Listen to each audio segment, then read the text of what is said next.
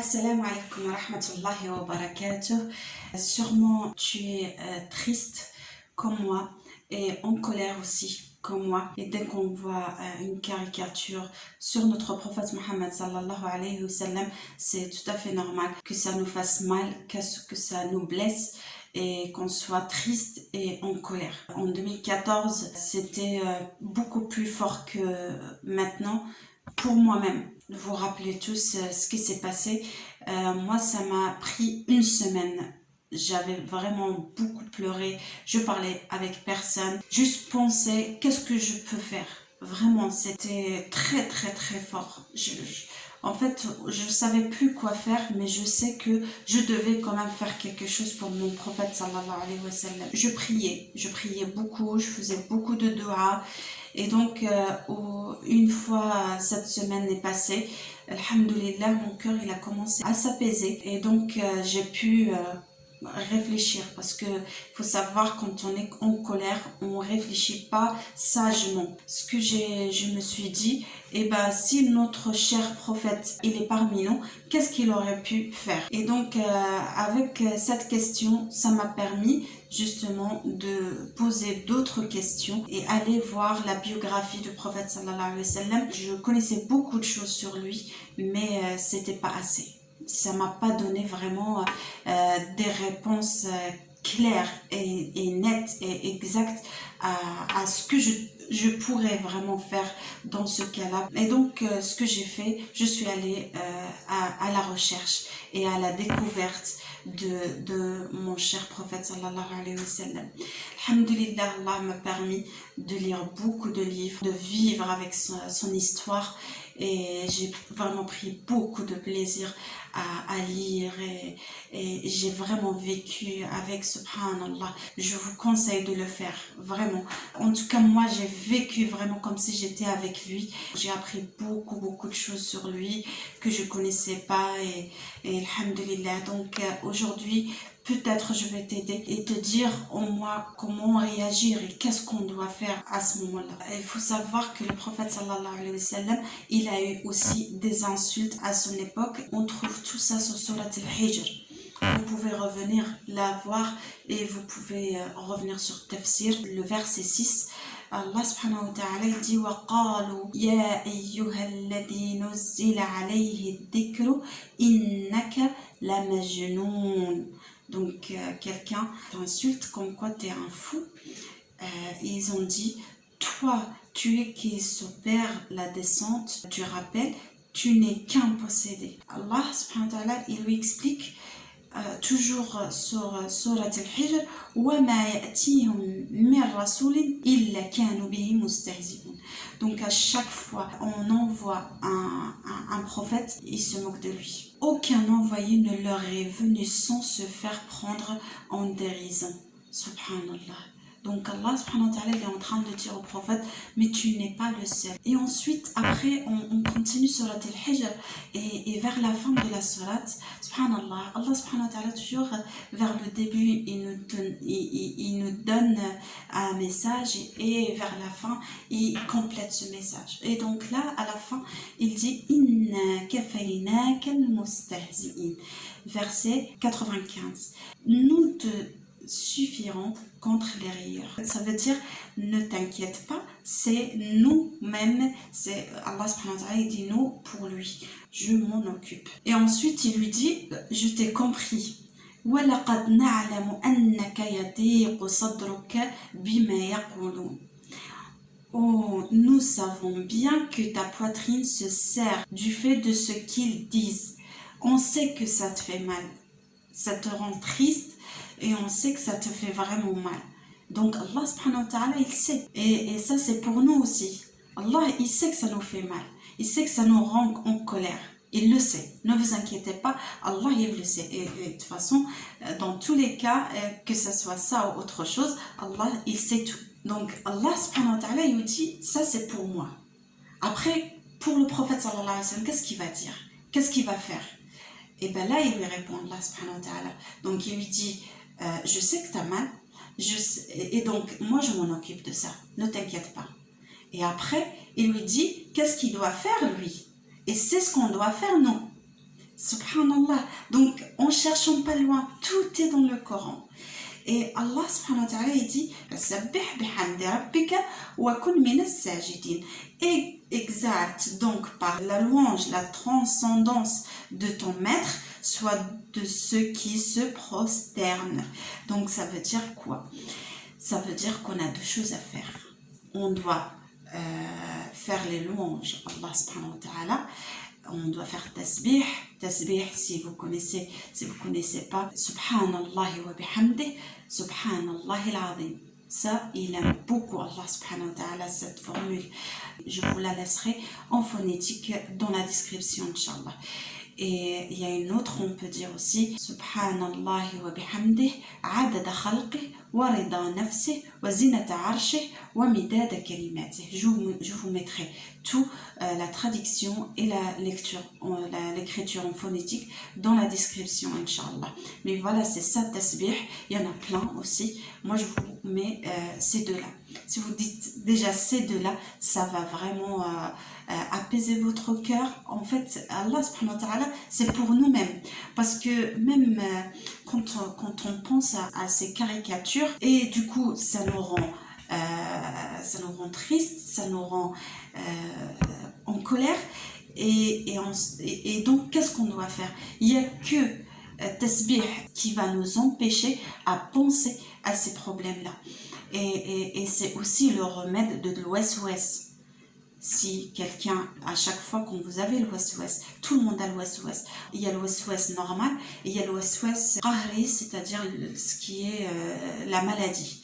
Donc, le tasbih, c'est un vrai remède contre les deux ouest-ouest d'ailleurs, la maladie ou l'ouest-ouest normal, que quand on est seul et on parle entre nous, des fois on dit telle personne m'a fait mal, des fois on remet tout ce qui s'est passé, toutes les idées, les mauvaises idées qu'on a dans la tête, on peut les empêcher avec at-tasbih.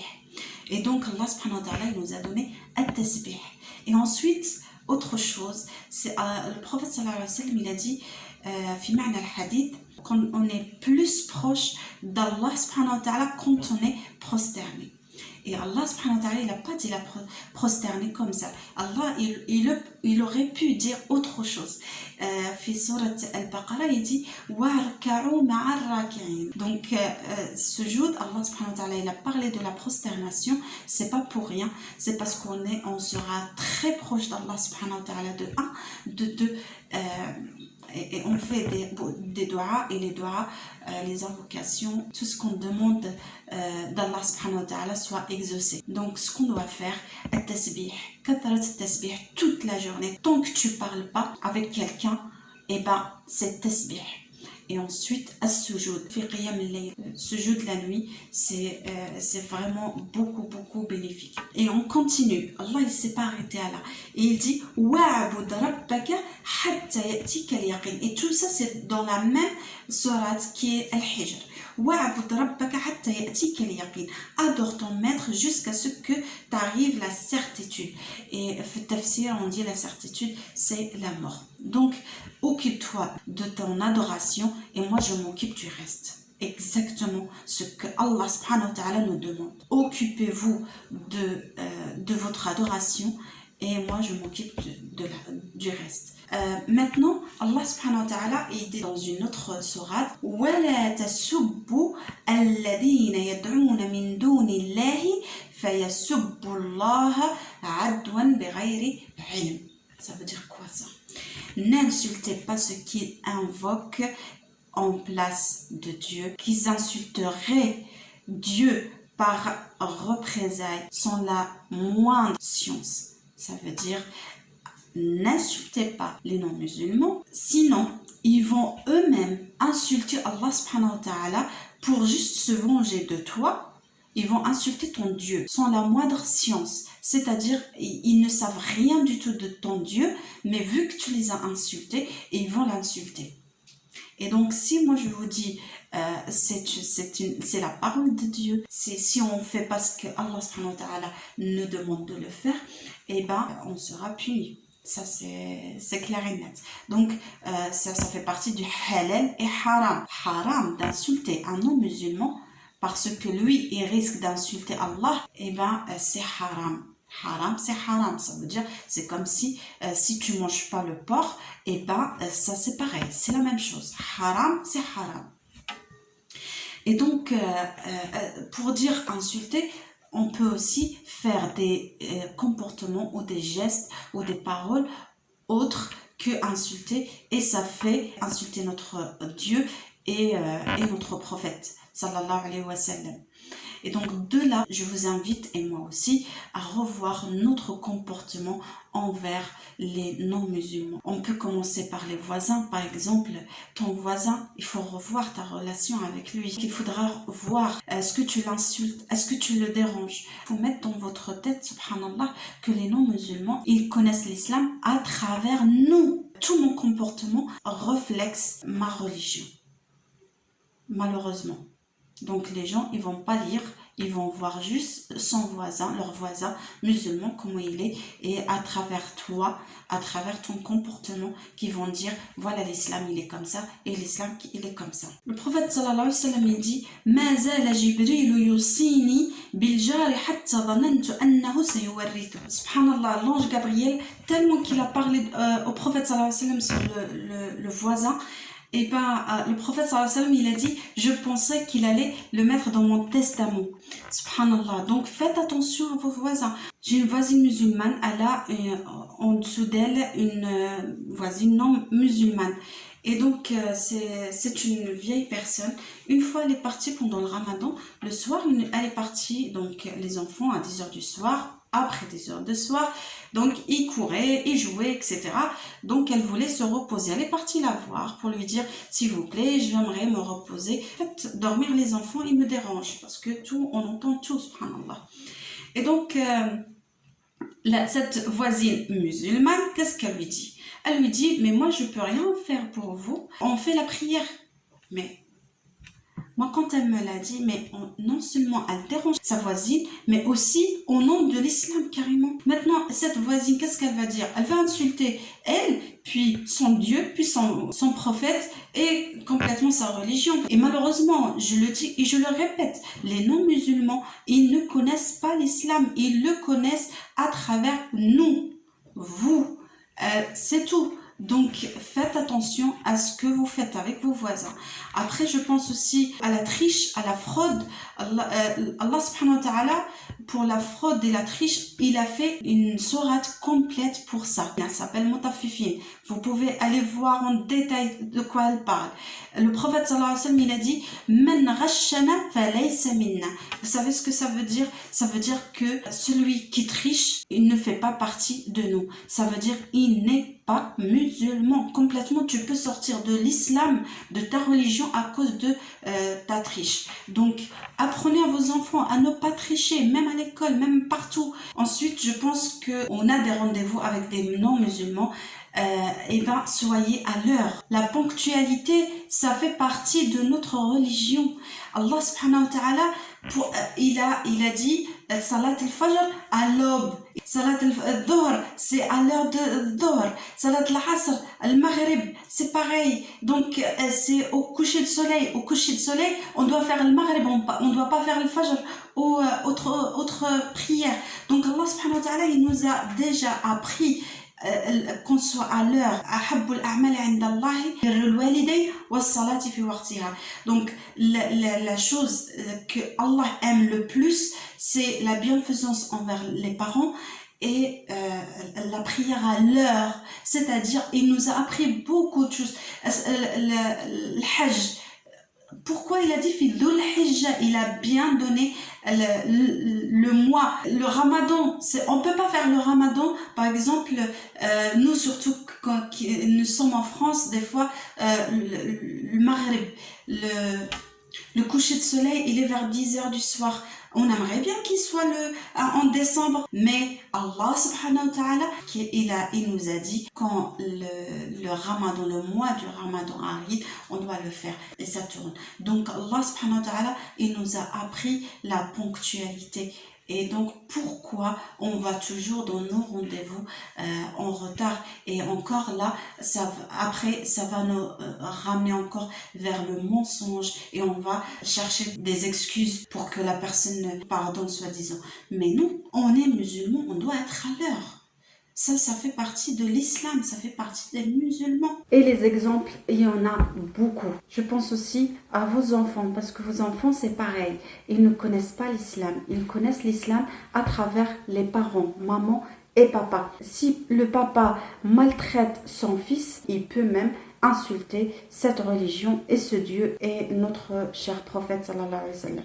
Et donc, ces enfants, il faut bien les éduquer. Le prophète sallallahu alayhi wa sallam, il a dit kullukum ra'in wa kullukum mas'oulun an ra'iyatihi. Ça veut dire chaque chef de famille est responsable de sa famille, de ses enfants et de sa femme. La maman, c'est pareil, elle est responsable de ses enfants. Donc, soyez le bon exemple pour vos enfants. Parce que tout pareil, hein, tout le comportement qu'on voit sur vos enfants, ça reflète vous. C'est pas vous, mais c'est votre enfant. Vous voyez, c'est la même chose. Quand on voit un enfant à l'école qui insulte, qui dit les gros mots, qui tape, qui est violent, qu'est-ce qu'on dit? C'est ses parents, c'est la même chose. On ne vous connaît pas vous, mais on connaît votre enfant. Donc, faites attention à l'éducation de vos enfants. Faites attention. Vraiment, c'est important. L'éducation, vous n'êtes pas obligés de travailler tous les deux. Vous n'êtes pas obligés parce que si la maman, surtout moi je parle surtout de la maman et l'autorité du papa bien sûr, l'éducation c'est un travail des deux parents. C'est pas que la maman toute seule ou que le papa tout seul. Et donc je vous dis, tout le comportement qu'on voit sur vos enfants, ça reflète sur vous. Et vous, ça veut dire l'islam. Moi, je vois des adolescents et des adolescentes dans la rue, mais subhanallah, je me dis, mais ils sont où les parents? En général, leurs parents, ils travaillent tous les deux. Et donc, ces petits, ils n'ont pas de repères, ils n'ont pas de limites. Donc, les parents, ils ne sont pas à la maison. Qu'est-ce qu'ils font? Ils vont à la rue. Et la rue, c'est pas la rue qui va éduquer vos enfants bien sûr. Donc faites attention à l'éducation de vos enfants. Je disais, quand je vois des adolescents à l'extérieur et des adolescentes musulmans et musulmanes, subhanallah, comment ils crient, comment ils parlent, comment ils s'insultent, je me dis mais subhanallah, c'est qui les a éduqués ces enfants? C'est vraiment dangereux, c'est vraiment important. En regardant les chaînes qui s'intéresse beaucoup aux musulmans, il y avait un journaliste que tout le monde le connaît, il disait, et donc ça c'était avant 2014, parce qu'après j'ai arrêté de regarder la télé.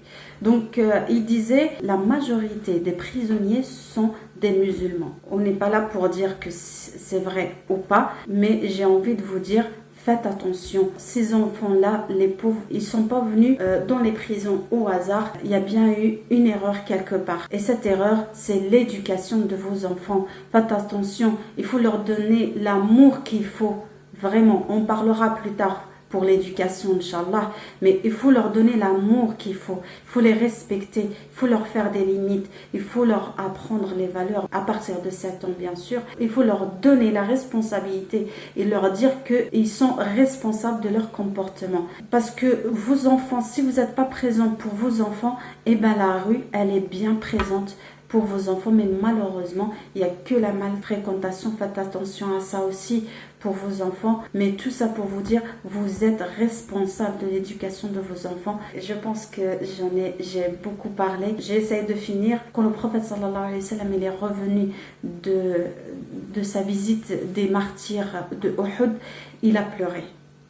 Il a pleuré et ses compagnons ils lui ont dit Lima tabki ya Rasulallah, pourquoi tu pleures, oh Rasulallah? Qala ishtaqtu ila ikhwani. Il a dit mes frères me manquent.